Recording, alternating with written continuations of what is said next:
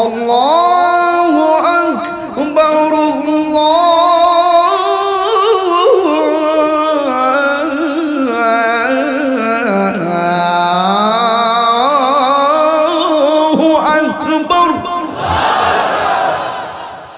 আশহাদু আল্লা ইলাহা ইল্লাল্লাহ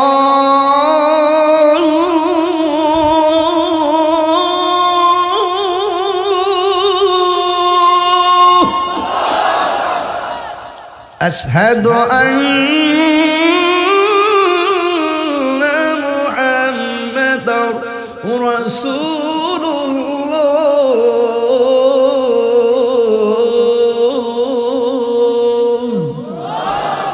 হাইয়া আলাস সালাহ,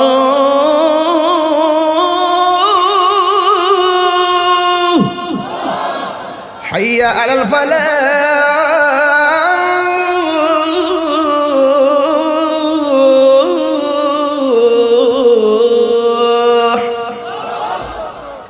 আল্লাহু আকবার আল্লাহু আকবার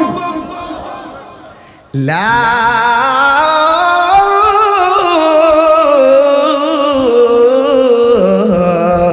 ইলাহা ইল্লাল্লাহ।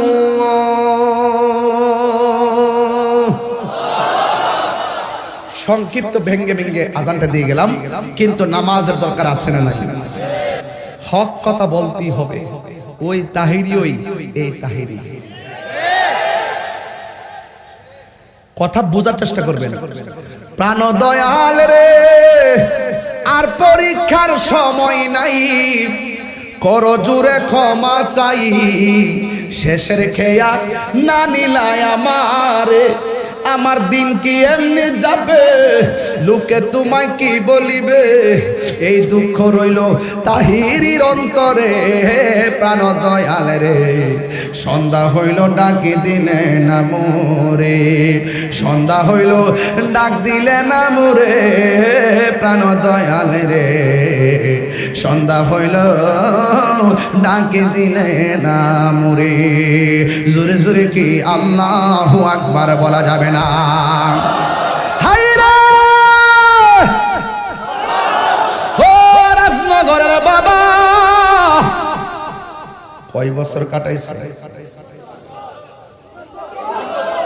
ডাক দিয়া বলে এবার জঙ্গলে যাও, মঙ্গল হবে। সুবহানাল্লাহ কোন কি লেগা?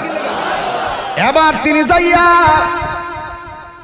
মুরাকাবার মধ্যে বসে এইভাবে, সুবহানাল্লাহ না, নামাজে বসে এইভাবে, নামাজে বসে হাত দেন না, ধরেন না কি লেগা, তো পড়ে গেছে, ধরেন কম্ব, ধরেন ধরেন না, এই যে আতুল ডান, এই যে আতুল ডান, আরে আতুল ডান না, চাইবো কার কাছে, চাইবো কার কাছে, মাথা নত করবো কার কাছে, সেজদা দিব কার কাছে?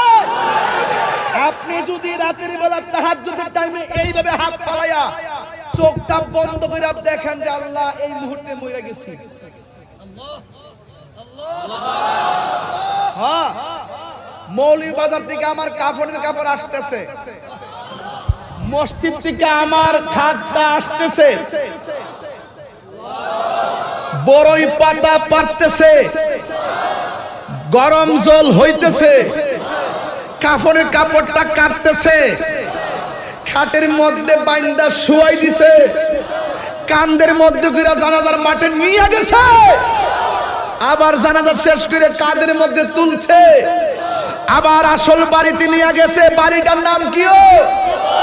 ওখানে নেওয়ার পরে দুইজন কবরে নামছে, নাইমা কবরে আমাকে শুয়াইছে, বাঁশগুলা উপরে বিছাইছে, আবার চাটাইগুলা বিছাইছে, আবার মাটিগুলা দিয়ে দিছে। আমার বন্ধু ঘরে নাই, আমার বান্ধব ঘরে নাই, আমার মা ঘরে নাই, আমার বাবা ঘরে নাই, আল্লাহু আকবার, কেউ নাই, কেউ নাই। আর মুরাকাবার মধ্যে বসে বসে ভাববেন কি লেগে দুনিয়াদারি করলাম, दुनिया के लिए आखिरत बर्बाद ना करो, किसी इंसान को खुश करने के लिए अल्लाह को नाराज ना करो। दुनिया दुनिया करे, आखिरत মানুষকে খুশি করতে গিয়ে আল্লাহকে বেজার করা যাবে না। আরে কিসের ব্যাংকের টাকার পিছে ঘুরলাম, কিসের ক্ষমতার পিছে ঘুরলাম, কিসের চেয়ারের পিছে ঘুরলাম, কিসের ভাই ভাই করলাম, কিসের দুনিয়াদারি করলাম, কিসের এত বাহাদুরি দেখালাম। এই ঘর তো সেই ঘর যেখানে আপন কেউ নাই। ও আল্লাহ, ওই ঘরে আমাকে নবীর দিদার নসিব করো। এইভাবে মুরাকাবা কইরা চোখের পানি ফালায়া ছেড়ে দিয়া একটু ধ্যান করবেন, দেখবেন কৈশোরে নবী না পান, যৌবনে নবী না পান, বার্ধক্যে নবী না পান, দেখবেন মরণের কালে নবীও যদি না পান, কিন্তু কবরে নবীর দিদার হয়ে যাবে। আরো বড় করে বলেন সুবহানাল্লাহ। আমরা নবী দেখতে চাই কি চাই না? আরো বড় করে চাই কি চাই না? গাউসে পাক গিয়ে মুরাকাবা করলেন। এই মুরাকাবা আমাদের দরকার আসেনি। মুরাকাবাটা কিসের উপরে করবেন? বারজাখ। কিসের উপরে? বারজাখ মানে কি? কবরের জিন্দেগি। বারজাখ মানে কি? কবরের জিন্দেগির মুরাকাবা করবেন তাসাব্বুরের শাইখের উপরে। সুবহানাল্লাহ জোরে গান। মুরাকাবা গাউসে পাক মুরাকাবাত বৈশা ঘন্টার পর ঘন্টা চলে। সুবহানাল্লাহ জোরে। ঘন্টার পর ঘন্টা চলে গেল, দিন চলে গেল, রাত চলে গেল, দিন চলে গেল, রাত চলে গেল, দিন চলে গেল, রাত চলে গেল। 3 দিন পরে হুঁশ আসলো, আমি মুরাকাবায়। আল্লাহরে ডাকতে ডাকতে গলাটা শুকায় গেছে। এবার আল্লাহরে ডাক দেখে, আল্লাহ আমি জীর্ণ, আমি শীর্ণ, আমি নগণ্য, আর পারছি না।